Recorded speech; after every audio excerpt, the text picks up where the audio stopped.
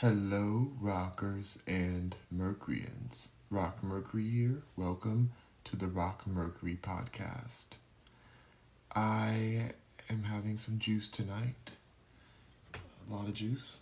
I figured it'd be a good night for like a nice juice cleanse, clear everything out for the morning, stay refreshed.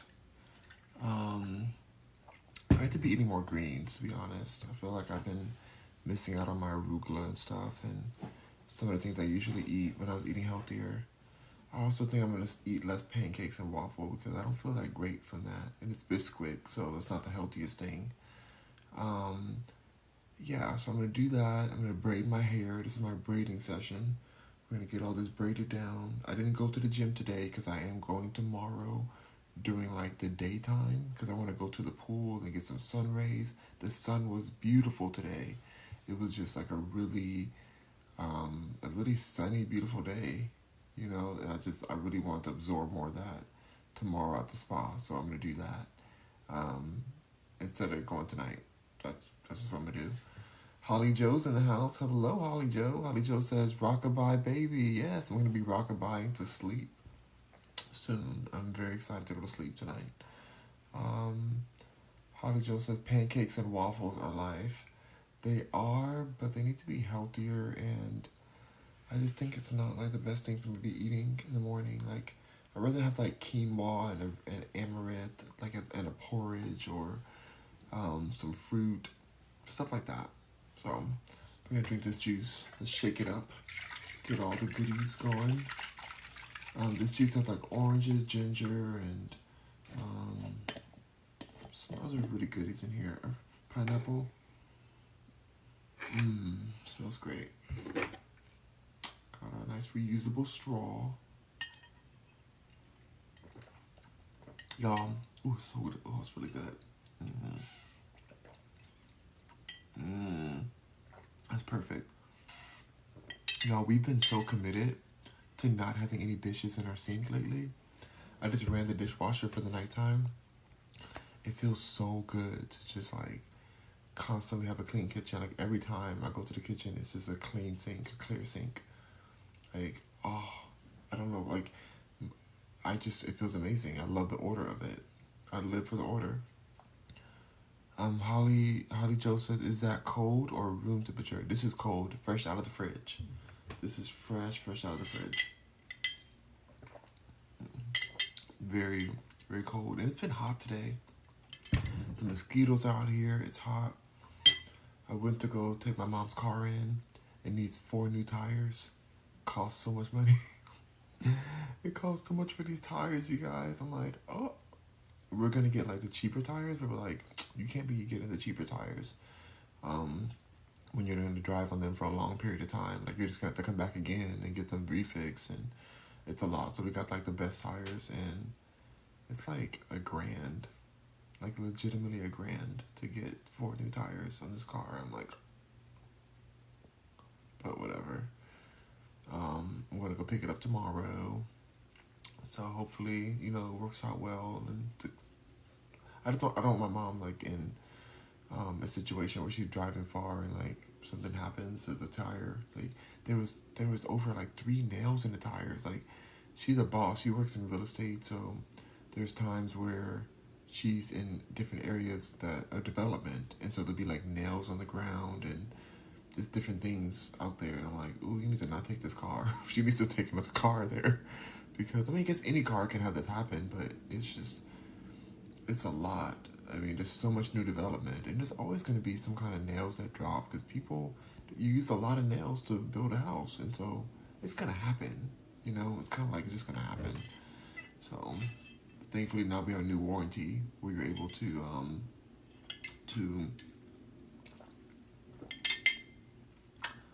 get all of your tires like lifetime warranted if there is like a nail or weather or some kind of road hazard debris or something, like you can get it. It's all protected, so that's a good thing. Very good thing. Costs more, but worth it.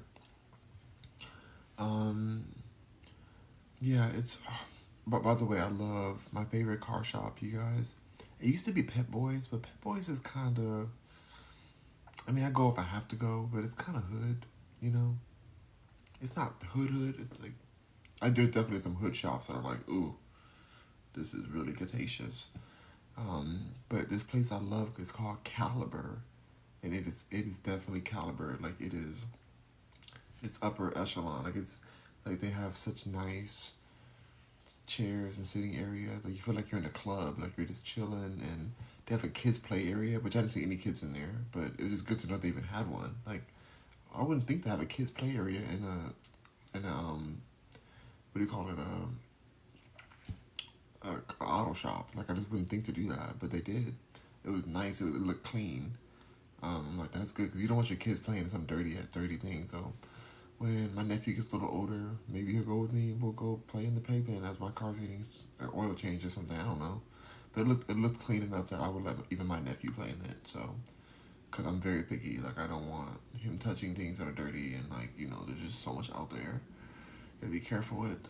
Um, but they have like nice coffee machines and like all these drinks you can get and just everybody's like super nice to you, like, and they tell you exactly the amount of time it's gonna take, and like they're very clear, and I feel like the prices are fair.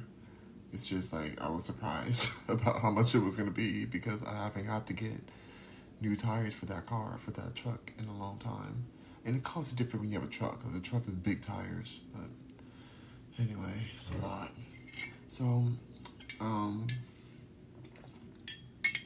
yeah, I got that done. Had a beautiful walk afterwards. And I've been thinking a lot about that interview with Andrew Tate. I know this is the third time I'm talking about it, but it's that 4 hour interview. I did repost it. Um, TikTok tried to they tried to block my repost. Not TikTok, Twitch did. Twitch tried to like put a warning. Not Twitch, what am I talking about? Twitter. Wow, I'm a mess. I'm a mess. Twitter. Twitter tried to put a warning on my post and did put a warning, all because it said uncensored. It's like, what? Like, this is an interview on YouTube. Like, why are you putting this like notice on my post? I was so annoyed, so I appealed it. We'll see what happens. They'll probably take it off, but it's weird. Like their appeal process has definitely changed. Um, seems like they're censoring even more things than they used to, but I don't know. Twitter's a mess at times. Um, but yeah, I did post it on there. If you do want to watch an interview, I suggest you go to Pop Rock Mercury, which is my Twitter, and you can see the interview posted on my wall. It's 5 hours long, but I just love the parts where he was talking about just the types of people that you want to have around you, like being very specific about what energies you have around you. Like if you're around broke people, you're gonna stay broke. If you're around weak people, you're gonna stay weak. Like it's just there's just a lot of wisdom in the way he was saying it. Like I'm just simplifying it right now, but I was just thinking about certain energies and things that I let myself hear. There'd be times I would talk to certain people and I'll just kind of let them talk in the background and they just go on and on, basically using me as like a free therapy session while they don't really care about what I have to say, which is fine because I don't really have anything to say to them that I can't figure out myself. Like I'm very self-sufficient emotionally. Like I can handle it. I can handle anything. So I feel like I'm more conscious about my time. Because he also said that time is the most valuable resource you have. So he may be with, one of his girlfriends or one of his wives. I don't even know if he has actual multiple wives. He may have been trolling us. We don't know. He hasn't really disclosed any of that. At Andrew Tate. But he said if he's hanging out and he spends the night with one of his girls or whatever, and they're like, "Hey, babe, let's just sleep in. Let's just spend a few hours, like no phone, no anything. Let's just like rest and stuff." And he's looks at that and he's like, that is more valuable than like me going out somewhere. Like if you want to go shopping somewhere, he can still have his phone with them, or if he's driving, he'll have his phone. He has the driver. He can still be on his phone making money. If he's out shopping, he's gonna be on his phone making more money than he spent shopping. And so we have to think about what we're being asked, what's being asked of us, and where the value is. The value is the time. Time is the key value over everything. But yet, a lot of us, we sell our time every day. We just sell it and we feel fine with that. We're like, let me just sell my time again. Let me just, you know, do my per hour job. I get paid this amount per hour. And let me just work a little few more hours, as if hours are less valuable than whatever they're paying you, which is never really enough when it comes to like valuing your hours. So it's interesting. Like when I work with a lot of contractors, and yeah, some of them they break down their payment in hours because that's how they see it. But I don't even care about their hours. I want to know, how much will it take to get this project done? How much money do you need for this? And then I will set the project up. And I'm not even worried about that. I want it to be done. I want it to be done right. And I work with people who are very competent, who are excellent at their job. And I don't care how long it takes. I mean, I may have some deadlines sometimes. So if you don't have enough time to handle this in this certain deadline, okay. Then maybe I might not be the right person for that. But I like to do my projects where I don't have as much tight deadlines. I want to give my artists times. And when I pay them based on the quote that they ask for. If I can't afford their quote, I'm not coming at them like, oh, I don't have enough money for this. Like, can you lower your price down? Can you? Because you're instantly creating resentment towards your client, towards your collaborator. You're instantly telling them that they're not worth what they think they're worth. I don't tell anybody that. I'd rather tell you, okay, well, that's a bit beyond the budget for this particular project. I will be reaching out to you for a feature project for that fits that I'll fit in the budget for. Because if I'm having that conversation, it's already, I already trust that person. I feel like they are worth whatever they're asking. I'm not gonna ask them to do the same work for less money. They have family, they have kids, they have whatever they need. Sometimes I'm willing to lose my profit. If I'm working with a client, I'm willing to lose my profit or part of my profit to make sure that this particular, artist, contractor, whoever I'm working with, that this particular one we can work with so that we can actually make it happen. It may be worth losing a bit of the profit just to make sure I'm working with the right people and have a great result so that my client is happy at the end of the project. Not just happy, but have something that's working, has something real that's actually, creating what they desired, whether it be a new website, a new logo, an advertisement campaign, whatever it may be. There's a lot of things that it could be, but filming a commercial or we are said advertisement, designing packaging, all kind of things. I want it to be done right. And so I don't like being rushed. And I told myself that too. I'm like, being rushed to an artistic project is like it's not fun for anybody. It doesn't ever give you the real results you need. Like, I always want to know. I want the honest truth from my people. I want you to tell me, how long will it take you? How much do you need for this? And based on what you answer, I'll figure out if you're the right one for the project. Some people work faster. Some people work for a different price, but they're happy with that price. They asked for that price. I don't want to tell you your price. I want to ask, hey, what is this amount of work worth for you? I don't really care about the time. I don't even ask them. Sometimes they tell me like, oh, I would need 6 hours for this, 7 hours for that, and then 4 more hours for this. Okay, what's the price? I'm like, I'm not doing the math on that. I don't care. Like, let me know what you feel is the proper price. that's going to make you feel, that your time was well spent. Because your time is valuable. It's so valuable.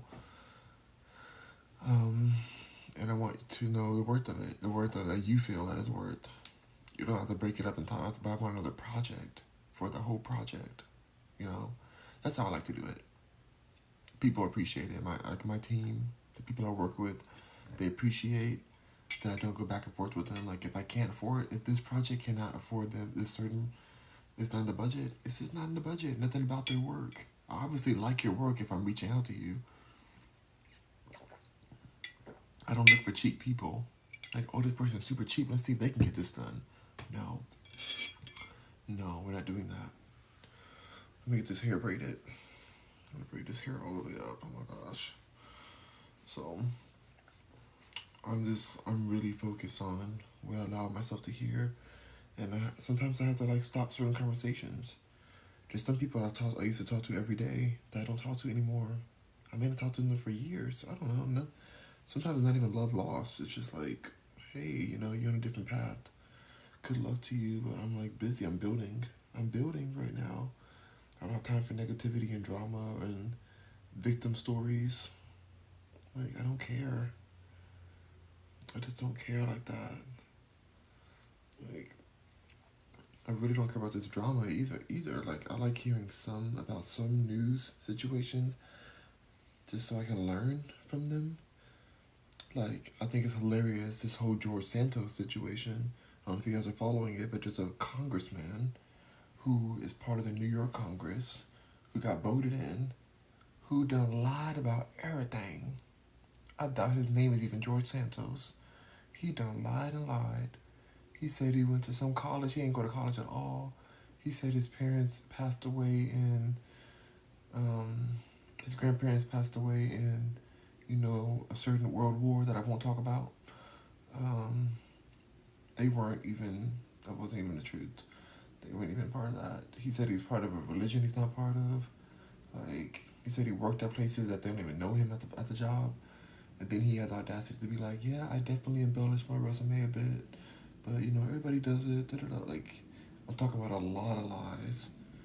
And I like to hear that story because I'm like, wow, people really have the audacity out here. This person is supposed to represent the public. And they don't care that they don't. He had no shame about having told such untruths, such large untruths, that people are shook at, and they feel like he should be blocked from being able to enter the office, And I think he may have. My mom said that they didn't allow him in, that they wouldn't swear him in or something. I don't know, but she said something about him not being able to actually get in after what he did. So it's quite hilarious to me to just know that even at the level of politics where you would think there was more checks and balances there. You would think that something like this couldn't happen, where somebody could be living a complete lie and make it into a voted seat. You would think, oh, no way, they would have gotten found out. Oh, the opposition.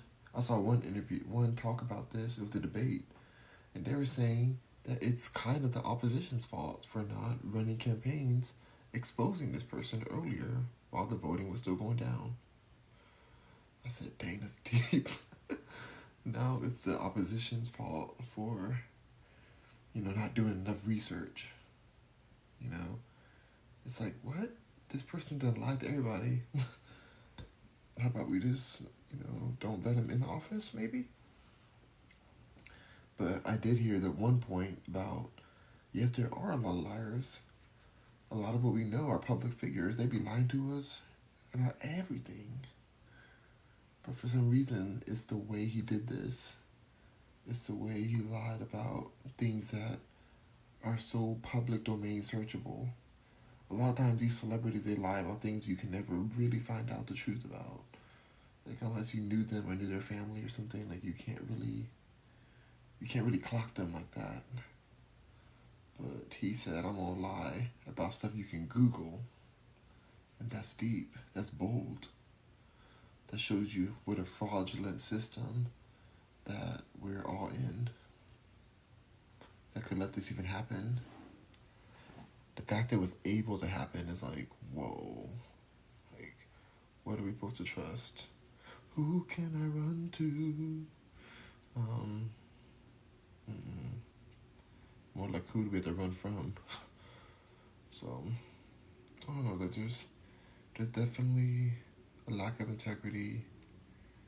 I feel like people weren't even watching their intuition. When I see this person, I immediately don't trust him. Even if this case didn't happen, if I just saw him, he looks like an untrustworthy person.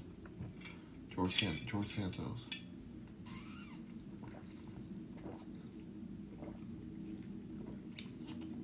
You know how some people just look like they're going to gonna scam you or something? He has that vibe, like a scamming kind of vibe. And so I would have never voted for him. But apparently he got voted in. And it blows my mind. It really actually, it shocks me. I'm in actual shock about it because I'm like, y'all really didn't see that this man was obviously not for the people and it's trolling us. And they still voted for him. So, people can be blind to a lot. And you gotta protect yourself from people who would be blind to something like that. Because those are people who are likely to get scammed or something. And you don't want people who are that naive around you because it's going to rub off on you. It's going to turn your group into the weakest link. And Andrew Tate on his video was saying that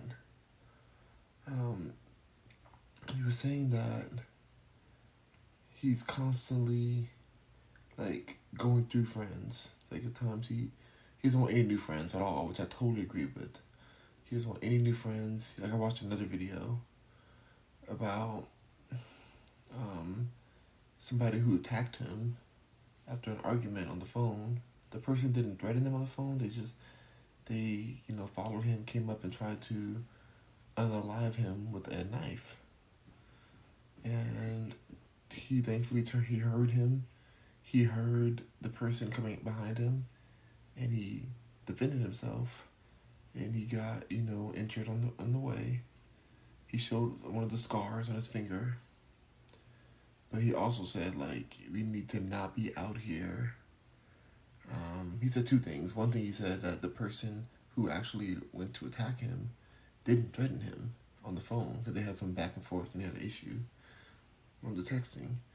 So the people who are really about it, they're not going to threaten you on the phone. So you have to be very careful who you mess with and who you're dealing with, because they can get real sneaky with it. If they were to get him, if he wasn't to hear them, he could have just been on a mortuary story. That's why he has a lot of security now.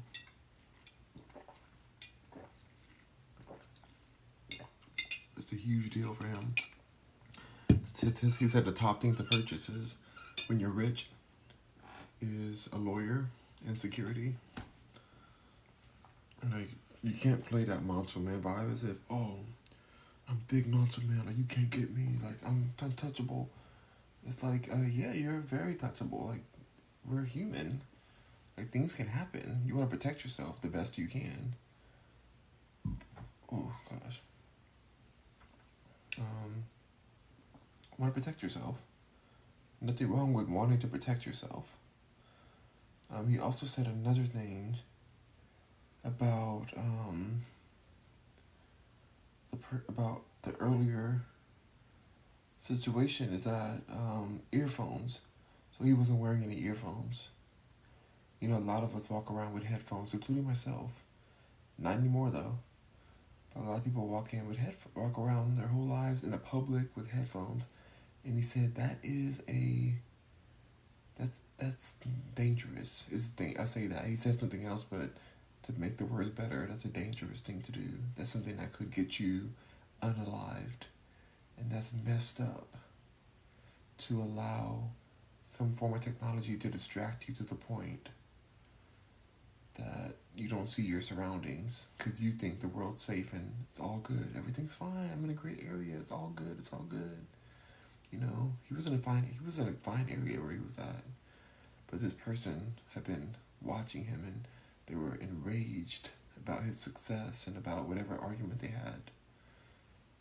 Because he didn't go into it. I'm just guessing it's success because a lot of times jealousy causes somebody to rage out to that level where they're going to, you know, look towards a physical way to get you back. Some kind of feeling of betrayal happened there, or jealousy.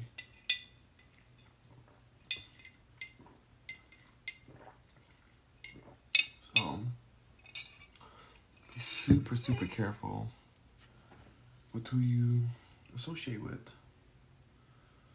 Be super, super careful. And if I had a kid at this point, there's no way I would trust these school systems. Like, the indoctrination that's going on. I'm just like, wait, what's going on?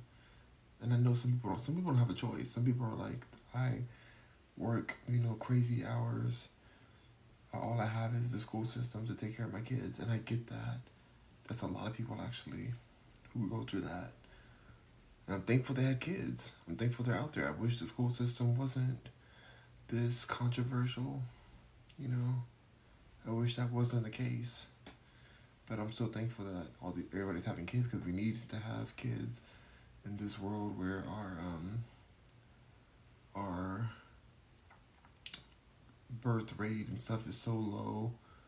Our civilizations are on the verge of collapse due to lack of new people to replace the older generation. Like, we need new babies. A lot of people are not having kids because they know the stress of it and just so many connotations. It's so expensive to have kids. Even just to birth them, it's like it can bankrupt somebody just from just the birth alone. And so it's a real concern, but it's super important to continue population. It's just an important thing, in my opinion. I mean, I don't know if I'm gonna have kids myself. I feel like I should, but I don't have a partner like that.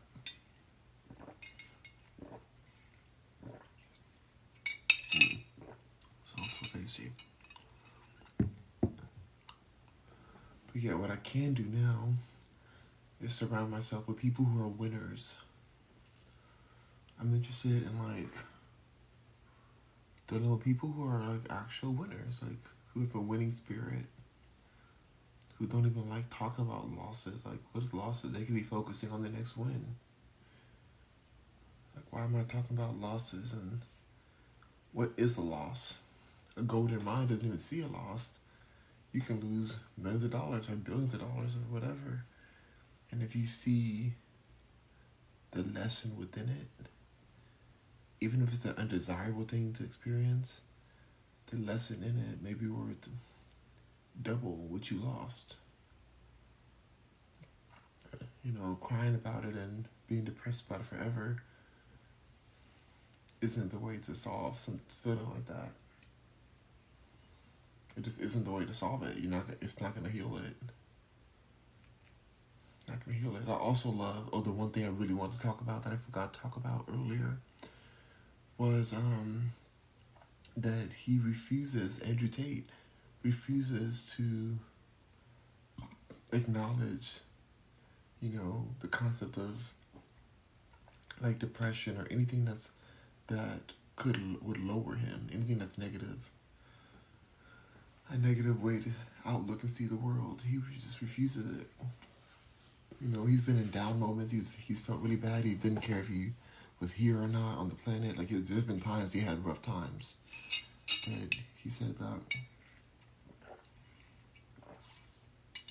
he just wanted to keep going. And he wasn't going to give himself the crutch of, I haven't done what I know I can do. I haven't succeeded in this area or done this or done that. It's because I'm just really down. I'm really depressed right now. I'm really this. Like, they use that as a reason to justify that they have not reached where they want to go, where they want to go. It's not even where anybody else wants them to. It's like literally where they want to go, and so they feel like a shame within that. They feel ashamed. It's rough. It really is a rough situation, y'all. When you let weakness win, there's so much bigger. There's so much bigger things than like just bowing down. There's always bowing down. Like I'm so thankful I'm a business owner. I'm so thankful I own my destiny, own my happiness. But it's just super important to recognize some of those things.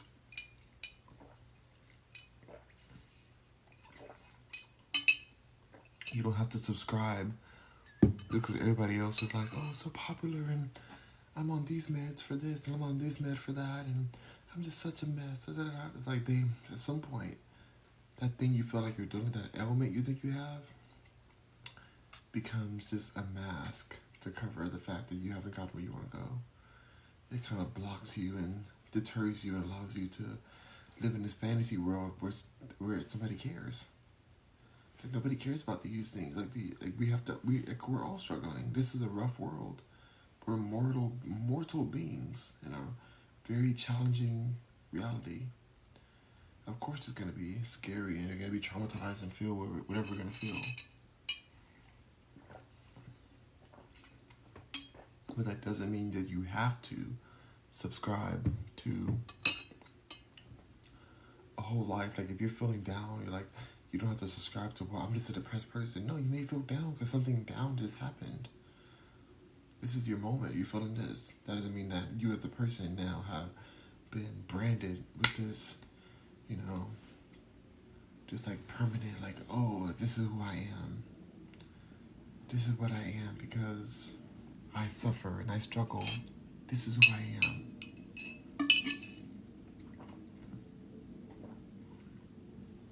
It doesn't have to be that way.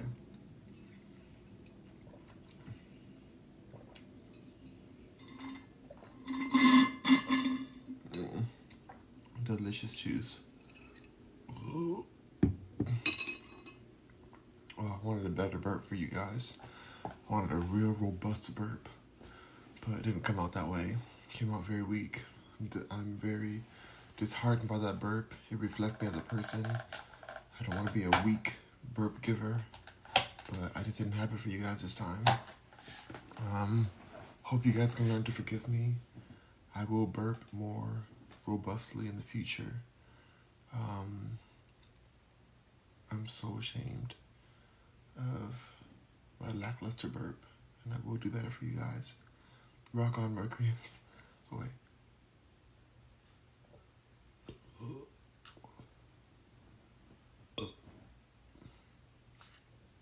If you add all those burps together, it's a decent burp.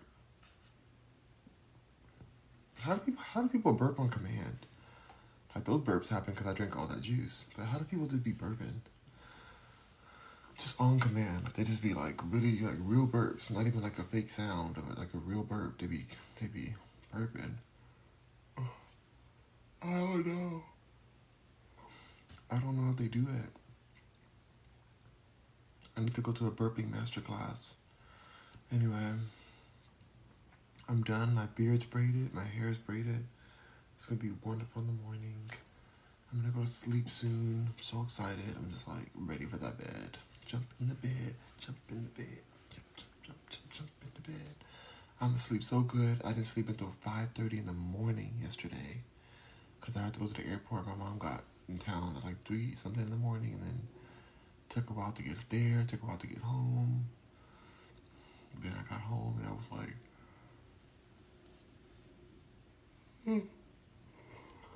eating some more food for some reason in the middle of the night. So I didn't get hardly any rest. So it's time to get some rest. Rest. So rock on, Mercuryans. I will see y'all in the next live tomorrow. probably the morning. I'm gonna see if I can like wake up early enough and tell my sister, no more pancakes, no more waffles. You know, I need to just step away from that. I'm thankful for it, but I need new breakfast. I need like a new vibe. I'm trying to also stop the impossible meat. I'm so over these fake meats. Like, they just taste so bad to me. They're so nasty. Impossible meat, Beyond Meat, these other brands of vegan meats and stuff. I'm like, oh. And I don't want real meat. I don't want actual meat. I'm good.